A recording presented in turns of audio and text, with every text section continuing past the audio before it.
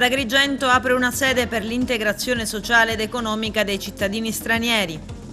Gli assessori sono ancora in carica anche dopo l'approvazione del bilancio di esercizio provvisorio. Oggi nuova seduta di governo. Mantengono le deleghe. 22.000 alunni e 3.000 professori positivi in Sicilia, più che raddoppiate le classi in didattica a distanza. Le case popolari di Montevago si rifaranno il look, finanziato progetto da 4,5 milioni di euro, strade provinciali della Sicilia 63 milioni per la manutenzione straordinaria.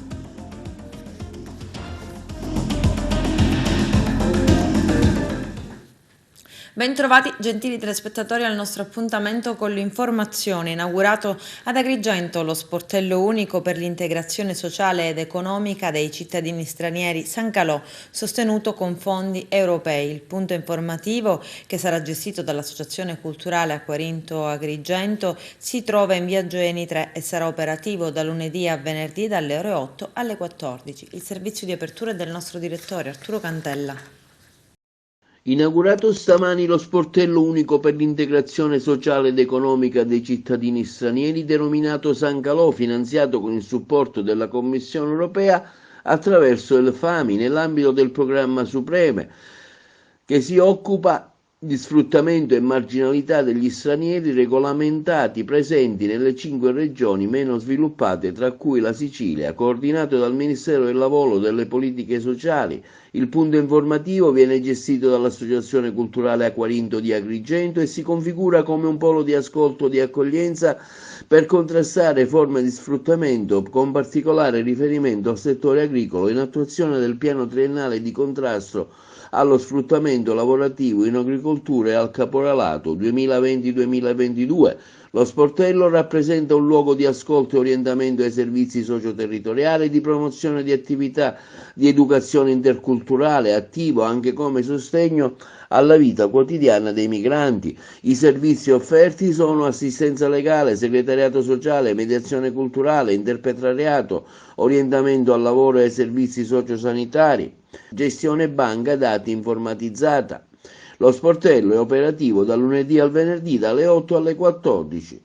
Oggi si inaugura uno sportello per l'integrazione sociale.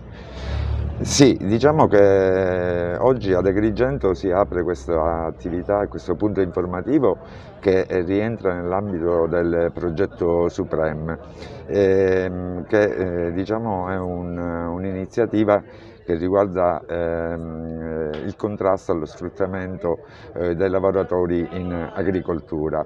Dal 2016 lo Stato italiano ha promulgato una legge per il contrasto allo sfruttamento in agricoltura e sono state avviate tutta una serie di iniziative anche in armonia con le linee guida per l'identificazione, la protezione e l'assistenza delle vittime in agricoltura, per appunto contrastare questo fenomeno che è molto sviluppato anche nella nostra regione e anche nella nostra provincia. Tenete conto che ormai i residenti stranieri nella nostra provincia sono circa 16.000 e il settore dove maggiormente sono impiegati è proprio il settore agricolo ed è lì che si registra di più uno sfruttamento del lavoro, in quanto le condizioni spesso sono di debolezza da parte dello straniero. Ecco, questo sportello tenderà appunto a contrastare questo fenomeno e anche dall'altro canto ovviamente essere di supporto a qualsiasi diciamo, esigenza dello straniero che si presenterà qui nel nostro punto informativo, in quanto troverà un'equipe specializzata di psicologi, di assistenti legali, di assistenti sociali e di operatori con esperienza ormai consolidata nel settore dell'immigrazione, ed essere appunto un aiuto e fungere da intermediazione con tutte le istituzioni del nostro territorio. Lo sportello porta il nome di San Calò, qual è il motivo? Il motivo innanzitutto è chiaro, San Calogero per noi agrigentini rappresenta come dire, il nostro santo di riferimento e nell'esperienza anche nostra lavorativa ci ha accompagnato. Il nostro primo progetto come Associazione Aquarinto è stato proprio lo sportello unico per cittadini stranieri San Calogero nel lontano 1998, sono oramai quasi 25 anni, e adesso con l'opportunità offerta dagli interventi regionali, l'idea è stata quella proprio di riprendere quella esperienza e intitolare questo servizio, che comunque è rivolto alla gente più povera, più bisognosa, così come San Calogero nella sua esperienza e nella sua vita qui ad Agrigento ha fatto, e ci è sembrato doveroso e giusto ricordarlo in questo contesto. Fra l'altro lui, santo nero, santo venuto dal mare, ha dato un senso alla nostra città liberandola dalla peste, e allora forse anche lì ci guarderà e ci darà una mano d'aiuto ad affrontare dei problemi davvero forti che lo sportello si prefigge di risolvere. Lei è un operatore dello sportello, quali sono i servizi che verranno offerti? Sì, sono uno degli operatori, sono Verga, i servizi spaziano su diverse aree, si passa dall'assistenza legale, quindi legata a tutto i permessi di soggiorno, i rinnovi e le conversioni, il segretariato sociale per tutte quelle che sono le esigenze proposte dagli utenti, soprattutto in ordine al decreto flussi che è appena attuato, e l'orientamento ai servizi sociosanitari. Questi sono i principali servizi, diciamo, che vengono erogati presso lo sportello. Musumeci congela l'azzeramento, gli assessori sono ancora in carica, oggi nuova seduta di governo, braccio di ferro con i partiti, ma non c'è nessuna crisi, domani i vertici con Lega e Fratelli d'Italia, i dettagli nel servizio. La giunta non si azzera, nonostante gli annunci, gli assessori devono essere considerati in carica, dice il presidente della regione Nello Musumeci in conferenza stampa. La crisi dunque proseguirà almeno fino a domani, quando il governatore incontrerà Fratelli d'Italia e Lega, dopo un vertice in programma nel pomeriggio di oggi con l'UDC. Ma per il governatore addirittura è una falsa idea, non c'è nessuna crisi di governo, scandisce, nessun partito l'ha dichiarata. Alle 12 il governatore incontra i suoi assessori per una nuova riunione, le deleghe non saranno ritirate nonostante la crisi di governo iniziata la settimana scorsa con il voto dell'Ars sui grandi elettori che ha relegato Musumeci al terzo posto alle spalle del presidente dell'Ars Gianfranco Miccichè e del capogruppo del Movimento 5 Stelle Nuccio Di Paola. C'è stato un voto anomalo in aula, dice il governatore, era un segreto, quindi non posso individuare la forza politica. Ho alcuni riferimenti perché mi era stato anticipato dagli interessati, altri non so chi siano. Musumeci è entrato anche nel dettaglio dei colloqui avviati dopo che il governatore ha annunciato l'azzeramento con un video Facebook. Forza Italia e Cantiere Popolare, dice il presidente della regione, mi hanno detto che non vogliono cambiare assessori. Gli scenari possibili sono dunque tre: quello di una conferma degli attuali assessori, un'aggiunta del presidente con fedelissimi e qualche tecnico, oppure le dimissioni di Musumeci con un ritorno alle urne in primavera. L'ufficio regionale del Ministero dell'Istruzione fa i conti, l'84% dei ragazzi è in classe, ma le assenze crescono, positivi 22.000 alunni e 3.000 docenti, più che raddoppiate le classi in didattica a distanza. Ci sono i servizi. Più che raddoppiate le classi in didattica a distanza e i contagi intanto aumentano fra gli studenti, professori ma anche collaboratori scolastici. A una settimana dal ritorno sui banchi, nonostante le 168 ordinanze di sospensione dell'attività didattica disposte nei giorni scorsi dai sindaci, poi però decadute. La fotografia dell'emergenza Covid nelle scuole siciliane, a guardare i dati dell'ufficio scolastico regionale del Ministero dell'Istruzione, situazione è in netto peggioramento rispetto al periodo precedente alla pausa natalizia. Se le classi in DAD a metà dicembre erano 577, adesso sono 1424, il 4,4% del totale, e se quasi l'84% degli oltre 600.000 studenti siciliani è tornato alle lezioni in presenza, i ragazzi assenti perché positivi al Covid hanno raggiunto il 3,4% contro lo 0,3% del 14 dicembre, quasi 22.000. Mancano anche tanti docenti e collaboratori scolastici, lo apprendiamo dai colleghi di Repubblica Palermo. I professori positivi sono 2.981, il 3,4%, mentre prima delle vacanze era lo 0,5%, 911 assenti perché in quarantena e 605 sospesi dal momento che non erano in regola con le vaccinazioni. Assenze che per i dirigenti scolastici si traducono ogni giorno in un rebus da risolvere con supplenti difficili da trovare. E poi ci sono nell'isola oltre 4.000 classi inchiodate alla didattica digitale integrata che mette insieme i compagni dal vivo in aula con quelli collegati da casa perché positivi al Covid. Una formula farraginosa da mettere in pratica sia dal punto di vista tecnico con la rete internet di tante scuole che non regge il carico di connessioni, che dal punto di vista didattico per la difficile gestione della classe, soprattutto quando si ha a che fare con i più piccoli. C'è anche poi la questione delle mascherine. Le scuole continuano a ricevere forniture di quelle chirurgiche con gli elastici dietro la testa che quasi tutti studenti e docenti si sono sempre rifiutati di utilizzare. Ci sono istituti che in magazzino hanno ancora intatta la scorta di un intero anno scolastico. Adesso invece servono le FFP2 da utilizzare per il personale delle scuole dell'infanzia e nelle classi dove si lavora a contatto con alunni esonerati dall'obbligo di indossare dispositivi di protezione, o ancora per gli studenti che restano in aula dopo che si sono riscontrati casi di positività in classe. La legge è chiara, la legge 133 del 2021 dice benissimo e in maniera chiara che i sindaci possono emanare ordinanze di questo tipo solo in zona rossa e solo in presenza di situazioni epidemiologiche particolarmente gravi attestate dall'ASP. Vero è che l'ordinanza numero 1 del 7 gennaio del Presidente della Regione, in maniera assolutamente incomprensibile, perché evidentemente l'ufficio legale della Regione avrà letto il decreto legge di agosto e non si è letta la conversione in legge, dove è stata soppressa la parola arancione.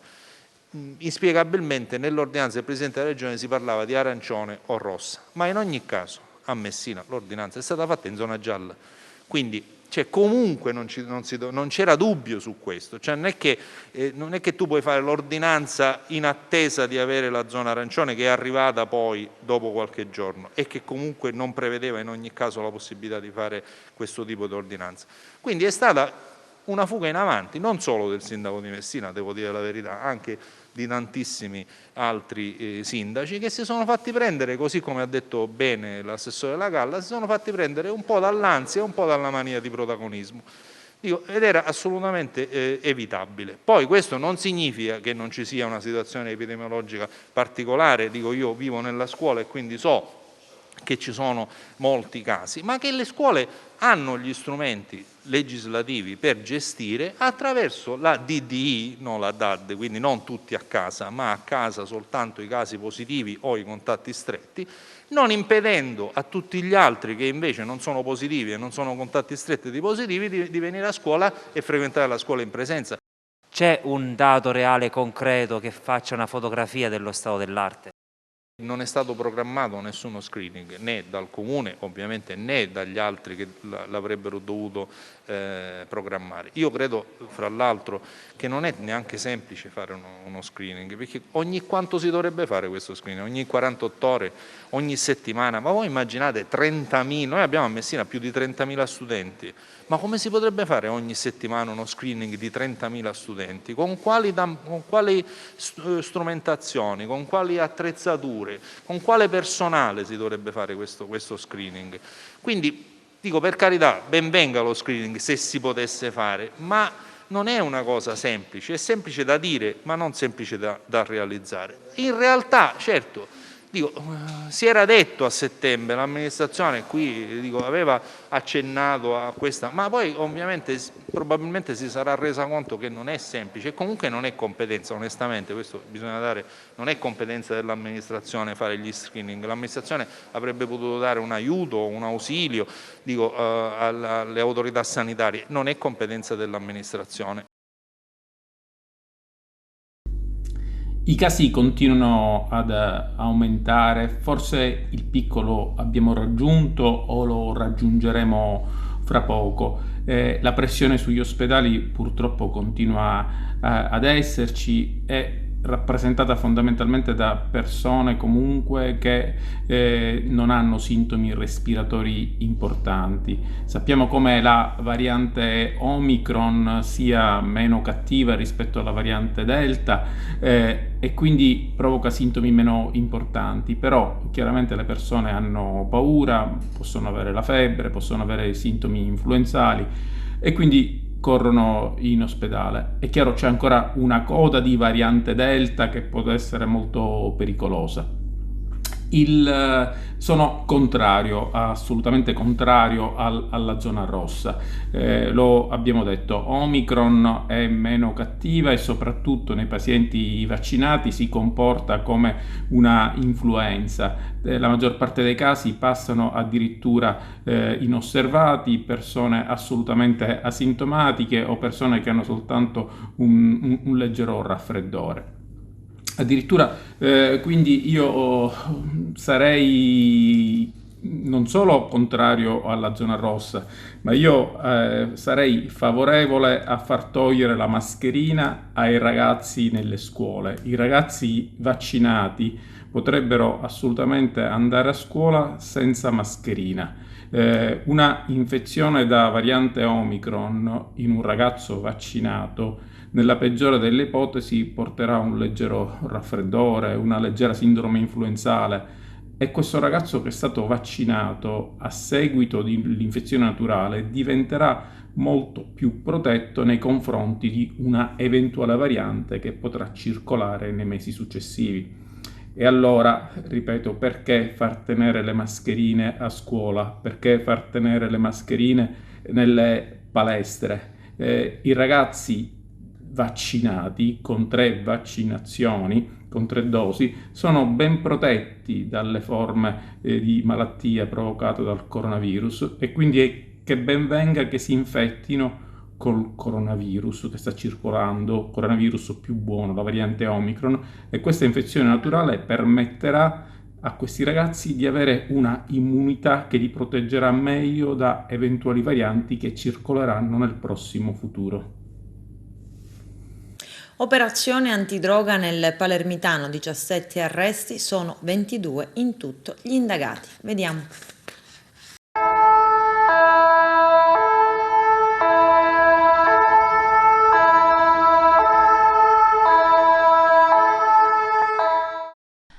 Dall'uccisione di un cavallo in una stalla di Torretta nell'estate del 2018. Da lì è partita l'indagine che questa notte ha portato all'arresto di 17 fra pusher e trafficanti di droga che gestivano un business da centinaia di migliaia di euro l'anno nella zona di Carini e nei comuni della costa nord di Palermo. 2 organizzazioni che per mesi si sono affrontate per avere il predominio del mercato della droga in quella parte della provincia palermitana.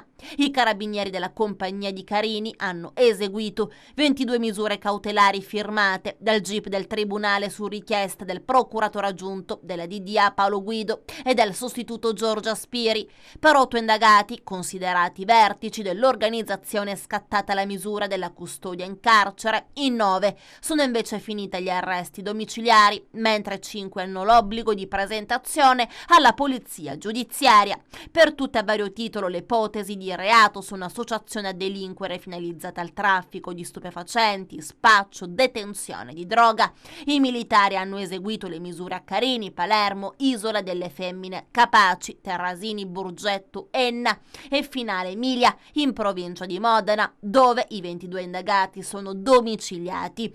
In 2 anni di indagine, grazie a intercettazioni, pedinamenti e videoriprese, i militari dell'Arma hanno ricostruito l'intera rete di spaccio nella sulla costa nord di Palermo. L'agguato in cui è stato ucciso un cavallo a torretta non è stato il solo episodio di rappresaglia nei confronti del gruppo rivale. Pochi giorni prima un altro animale era stato ferito nella stessa stalla. 2 episodi che hanno acceso i riflettori sui proprietari dei cavalli, già dai primi accertamenti e dal pedigree criminale delle vittime degli agguati. È stata chiara la pista di un regolamento di conti fra gruppi trafficanti di stupefacenti. Gli investigatori, oltre allo spaccio nelle piazze del Palermitano, sono riusciti a ricostruire l'intera filiera della droga: cocaina, marijuana, hashish, comprate dalle famiglie mafiose palermitane, custodite nell'area di Carini, quartier generale di entrambe le associazioni a delinquere, e cedute all'ingrosso anche fuori dalla zona di Palermo. Durante le indagini i militari avevano già arrestato in fragranza 12 persone e indagato a piede libero altre 2. Complessivamente sono stati sequestrati quasi 5 kg di droga. Con le 22 misure cautelari eseguite quest'oggi arrivano a 150 gli arresti per droga effettuati dai carabinieri del comando provinciale di Palermo dal mese di ottobre. Di articolo in articolo arriva l'approvazione dell'esercizio provvisorio. Nessuna sorpresa, l'ARS dà il via libera con 34 voti favorevoli e 2 contrari. È il quinto in 5 anni. Vediamo. Via libera all'esercizio provvisorio per 4 mesi, 34 voti in aula. La Regione sopravvivrà fino ad aprile, insomma. L'ARS tornerà a riunirsi dopo l'elezione del Capo dello Stato, giusto il tempo per far fermentare tutto quello che si muove nella maggioranza di governo. Musumeci non si presenta in aula, scatenando l'ira delle opposizioni che esprimono in sede di votazione il loro voto contrario, da leggere come una bocciatura all'intera esperienza dell'esecutivo. Abbiamo votato contro l'esercizio provvisorio di un governo provvisorio che si contraddistingue per precarietà politica e incertezza finanziaria, dice con nettezza il capogruppo Dem Giuseppe Lupo a margine della seduta. In mattinata i lavori vanno a rilento. Dopo un'ora e mezza di dibattito acceso in aula, l'ARS approva il primo articolo del disegno di legge di autorizzazione dell'esercizio provvisorio. La maggioranza tiene e supera l'insidia del voto segreto su un emendamento del PD che chiede di portare da 4 a 2 mesi l'esercizio provvisorio. Poi la sospensione su suggerimento del presidente dell'Assemblea Gianfranco Miccichè per rivedere la norma, articolo 2, che contiene deroghe alla limitazione per dodicesimi perché vogliono evitare impugnative da parte dello Stato.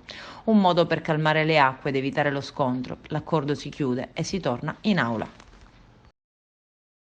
Strade provinciali, nuovo investimento da 63 milioni di euro per la manutenzione straordinaria della viabilità secondaria in Sicilia. Arturo Cantella.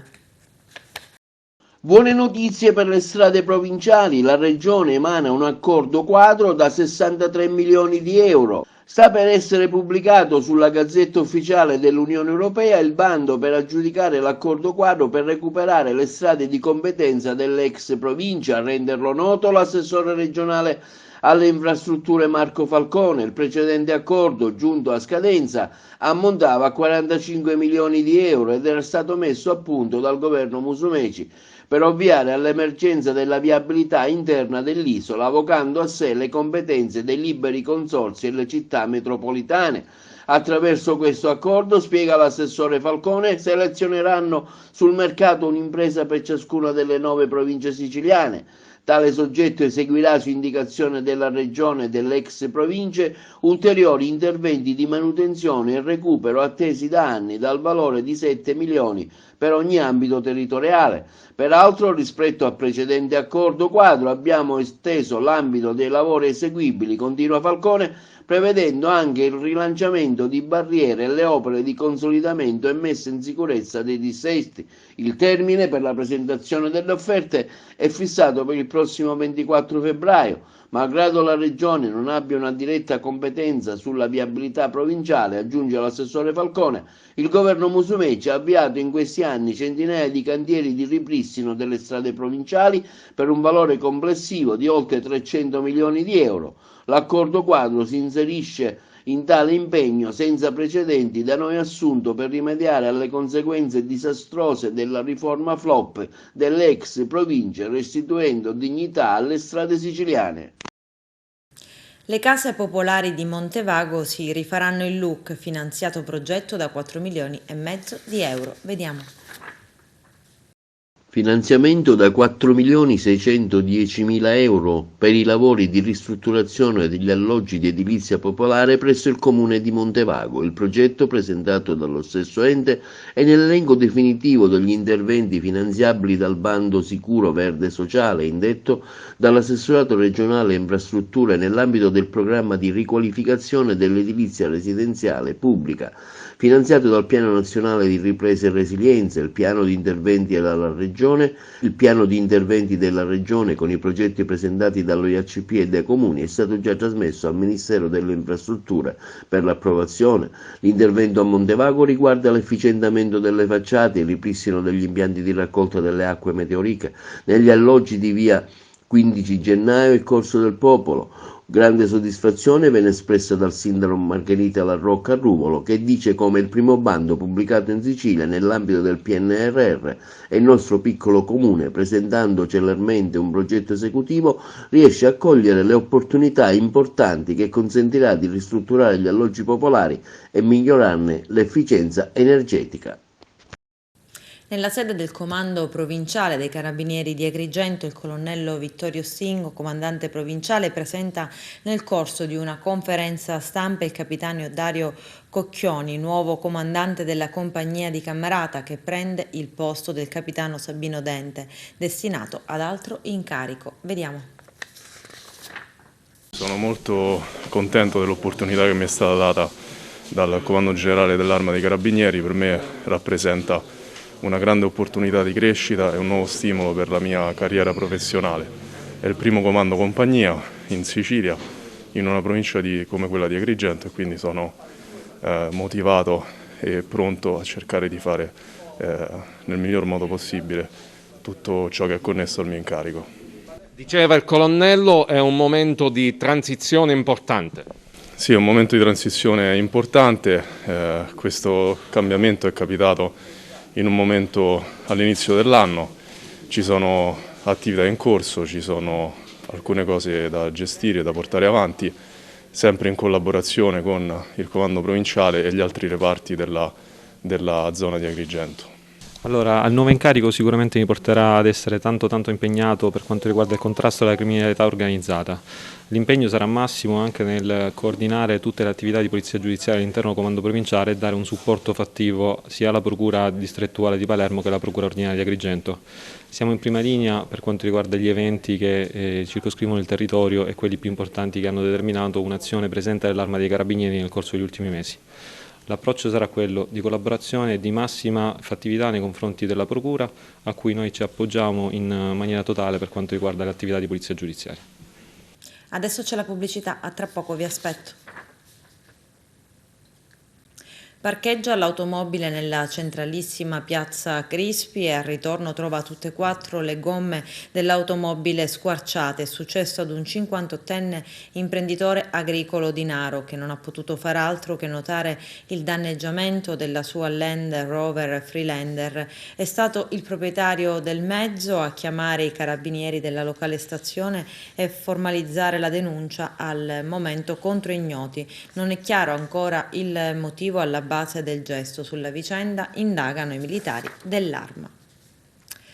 La protesta del sindaco di Messina Cateno De Luca non è piaciuta a un consigliere comunale d'opposizione che chiede di multarlo. Il sindaco viene accusato di aver fatto un'ordinanza anti-bivacco e di aver bivaccato. Vediamo. L'ordinanza di cui stiamo parlando è l'ordinanza 190 del luglio del 2019, la famosa ordinanza decoro che il sindaco De Luca emanò proprio in quell'anno, in quel mese, per ripristinare decoro nella città, come se il decoro si potesse ripristinare con un'ordinanza. Ebbene, quell'ordinanza prevede anche il divieto di bivacco in alcune zone della città. E sapete che zone delle città sono previste? Pure l'area dell'imbarcadero della Caronte. Bivacco significa occupare stabilmente un luogo pubblico con una tenda, anche senza una tenda, dormendoci, mangiandoci e stando lì a intralciare e come dire, a dare alla città una condizione di degrado, così come prevede l'ordinanza del sindaco De Luca, violando quindi sue stesse previsioni. Quindi ieri ho chiesto al comandante della Polizia Municipale, al dirigente della Polizia Municipale, di sapere se la Polizia Municipale ha sanzionato De Luca, perché fondamentalmente stava lì in un solo pubblico, aperto al pubblico, individuato nella sua ordinanza come luogo all'interno del quale non si può fare bivacco. Voglio capire se le multe vengono fatte nei confronti dei consiglieri comunali come me, che per protesta e per polemica si mise a lavare i vetri quel giorno, oppure non valgono per il sindaco. E se non valgono per il sindaco vogliamo capire perché, perché l'ordinanza, per quanto faccia schifo, perché è un'ordinanza che fa schifo, peraltro vorrei ricordare che sono state fatte soltanto 2 sanzioni dal 2019 a oggi, per vedere proprio anche in questo caso quanto sia inapplicabile quell'ordinanza. Voglio sapere se la terza sanzione, una è mia, voglio sapere se la terza sanzione è stata fatta a De Luca, e nel caso in cui non sia stata fatta, perché? Non si è fatta attendere la replica del sindaco di Messina alle accuse del consigliere Russo, mentre decine di siciliani scrivevano accurate note chiedendo l'intervento del sindaco di Messina affinché si facesse interprete delle loro difficoltà perché si trovavano bloccati e non potevano attraversare lo stretto. Il consigliere Russo, replica De Luca, si preoccupa di sapere se la tenda utilizzata dal sindaco per affrontare i 3 giorni e le 2 notti di protesta era autorizzata, ma non spende una parola per sostenere il diritto dei siciliani di poter attraversare lo stretto e di vedere garantita e tutelata la continuità territoriale. L'ordinanza 190 del 15/7/2019, con la quale è stato introdotto anche nel territorio del comune di Messina il cosiddetto DASPO urbano, che consente di multare e allontanare i soggetti che hanno condotte moleste reiterate e arrecano danno al decoro, all'igiene e all'ordine dei luoghi pubblici, fa sapere il Primo Cittadino, aveva efficacia fino al 31 dicembre 2019. In questi giorni di manifestazione, prosegue il sindaco, abbiamo ricevuto tante attestazioni di solidarietà e adesione da parte di privati cittadini e anche da parte di autorevoli rappresentanti delle istituzioni. Il consigliere Russo, invece, non ha speso neppure una parola sulla questione. Con questo è tutto, termina qui l'edizione del telegiornale. Grazie per la gentile attenzione e per essere stati con noi. A presto.